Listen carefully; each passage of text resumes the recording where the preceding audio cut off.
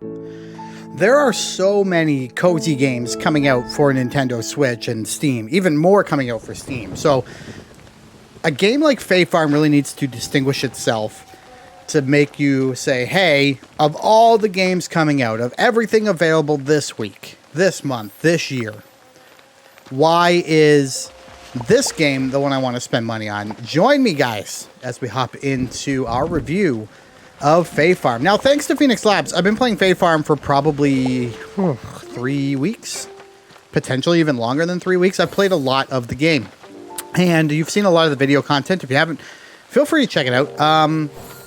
But it's a cozy sim. It's a cozy farming sim with adventuring elements, as most farming cozy sims are nowadays. You will be taking care of animals, as I'm doing right here. You've got chickoos, and you've got whatever these bunny things are called. I keep forgetting. But there we go. You got them. They'll produce every single day. You can give them food right over here. There you go. You have animals. You obviously have farming. You guys saw my little farm right here. You've got flowers. You've got flower breeding. So if you want to get different color flowers, of course, as you did in Animal Crossing New Horizon, for example, you can get different color flowers. You can have beehives that produce honey. You can have trees that make fruit. You have these little animal conservatories where you put critters in and you get resources out for making potions. Yes, there's alchemy and there is magic and all of that good stuff. Now, when I saw Fae Farm for the first time, I was like, this is like a fairy game that I don't really want to play. Like, do I really want to run around as a fairy with this weird jump mechanic where I can jump super high, where I can float through the air, where I can flutter? It sounded like almost kiddish to me. Like, I'm like, hey, my 9-year-old might enjoy this, but like, not me. And then I started playing the game, and it's so very addicting. Like anything I think I say in this review, and this is more of an overview than a review. I think I call it a review, but treat it as an overview of what the game's all about.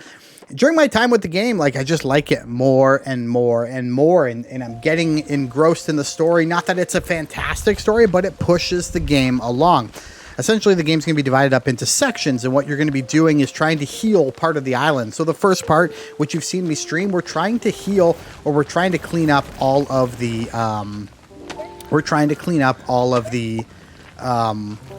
whirlpools that are out in the lake. And to do that, we actually have to go over to the saltwater mine. And when we're in the mine, we get to the bottom, and there is like I would call it a boss, but a friendly boss that you help out. And when you help the boss out, they give you extra magic. And that magic was actually this whirlwind ability. And I could use that to get rid of the whirlpools. And so now the town became a little bit more full. There were more people to talk to. There were more goods to buy. Just a little bit more of everything. Right now I'm working on the Fae Village, and we're going to go there in a little bit, but I'm working on the Fae Village. And in the Fae Village, we're trying to get rid of the mist and bring back all of the Fae. And once I do, again, there's going to be more stuff for me to buy and more people to interact with. And then we'll move on to the next area. There's a snow area I haven't really explored yet.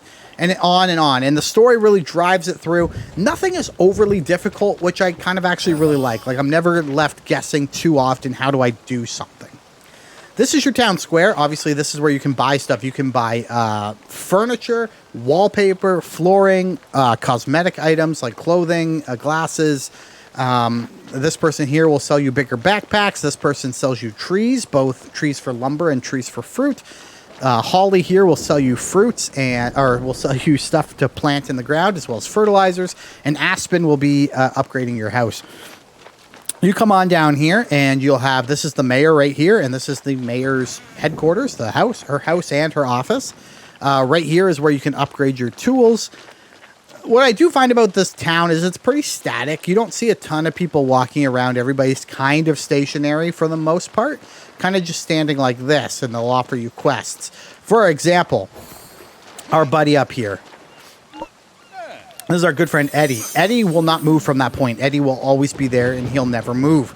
If we head west over here, that was a relationship quest, by the way. If we head west and head over to this area here, again, that person is stagnant. They are always standing there. They are stagnant. They are always standing there.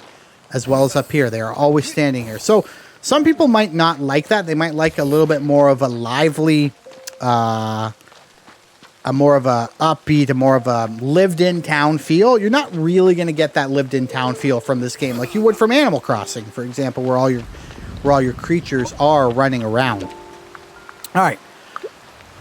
There's so much to do. You have a net, you have a fishing pole, like anything that's standard in a game, a farming simulator, a cozy game, you're going to have in this game that you're going to be able to enjoy. That fish, like I said, fishing, catching critters with a net, farming, chopping down trees, harvesting forageables. That's all going to be available. But you also get these dungeons, and in the dungeons is where you're going to find different stuff. Now, in this dungeon, I actually don't want to go here. This is just floor number 1. Each floor is controlled by a seal like this, and you're going to have to create a seal back at your crafting table, put it in, and that's how you warp between the various floors. And as you can see, it'll tell you what kind of stuff you can find on each floor. As part of the quest here, we're trying to get to floor 25. I think once I do, I'll be able to kind of heal or fix the Fae village, which will be really cool because there'll be a whole bunch of new things for me to explore. But I have to first get to the bottom of the mine, and to do that, I'm going to need to craft some seals so I can fast travel, because I'll never get there in one complete day. It's just unlikely to happen. But it is fun. The dungeons are pretty fun. They're pretty, like each floor, at least in this dungeon, the first dungeon, the floors are fairly small. In this one, they get quite expansive, which I really like. A good variety of enemies to attack and stuff, and they each all have their unique attack patterns. So this guy will whip around like that. The harp will shoot stuff at you right here. It's not a harp. What do you call that? I don't know what you call that. It's got a name. It will shoot things at you. Some of these statues, I love that all these statues move, because some of them will actually hop up and try to attack you. So there's a decent variety in the enemies you will experience, but I'll say it again, nothing in this game is all that hard. Like it's geared towards everybody, but like they want to make sure younger audiences can play it, and 100% that's the case. Like if you have a younger child who really likes cozy games, farming simulation games, they're going to love this game. They're going to really enjoy it, and I like that about it. Again, some people are going to be like, oh, there's not enough content here for me to really say, yes, I want to play this game, and I understand that. A lot of people have asked me during our streams, hey, okay, so here's a seal, for example. So once I have an engraved Pyrite seal, I put it in, and now I can warp to this floor. I don't have one, so I can't put it in. A lot of people have said, okay, what's the long term of this game? Like, am I going to be able to play this for a long time? I think so, but I mean, it's going to depend on you as a person. If you like to jump between games and try new experiences, you know, you might be something you wait for a sale for. But they promise DLC, they promise new items to buy, new items to craft, they've promised new areas to explore, and all that good stuff. So there will be longevity in the game if you want it. I think the purchase price is actually pretty fair here for the content you're going to get. There's not a lot of things after... I don't know, I've got 20 hours in it as well, right now. And like I said, I haven't played the whole game, so treat this more as an impression as opposed to a review. But like I said, it's really going to depend on the person. I think the value's here, even though there are a few things. Oh my goodness gracious! Even though there are a few things, and I just highlighted the few things there. So I have this tool out, but if I stand here, it often will swap between my tools when I don't want it to. The other thing I find annoying is I will be at my house, I'll be trying to water my plants, and the animals will run over and get underneath me and want to be pet. And since everything's controlled by the A button, again, something some people are going to like and some people are going to hate, but everything's controlled by the A button. And so, you know, you could be in the middle of watering, and if a pet gets underneath you while you're watering, you stop watering, you put your watering can away, and you start petting your pet. And it's not like one time either. They'll come back again and again and again, and they'll want to be pets. It's annoying. It's of all the things that I would say are annoying, that is easily number one. Now, in terms of what you can do in this game compared to other games, there is not as much room as, say, Animal Crossing for expanding your farm and building it out and really customizing large areas. As of right now in the game, that's just not there. And I think it might come. I'm hoping that things unlock where I can get like different farms in different areas. But in terms of one big giant area like Animal Crossing, that doesn't exist. Everything's kind of broken down into these little, oh no, I'm going to die. Everything's broken down into these little homesteads, which is okay. That's not a problem, but your space to craft and your space to build and your space to really get creative is still pretty limited. I'm going to show you that really quickly here. Well, we head back to our main homestead. So here we are in the main homestead. This is the area you get to work with. You're going to see me walk through it. This is everything you get to work with. So that's on your main homestead for buildable land. You are limited to a grid, so the grid stops about right here, as you can tell from the edge of my paths here. This is where the grid kind of stops. Now, after some time, you'll also get access to this farm up here, which is where your barn's going to be, and where another storage area. And there's actually another house up here, too, that you can expand and stuff like that. And this area is relatively the same size. You can kind of see, based on the path, the build area, again, where you can build.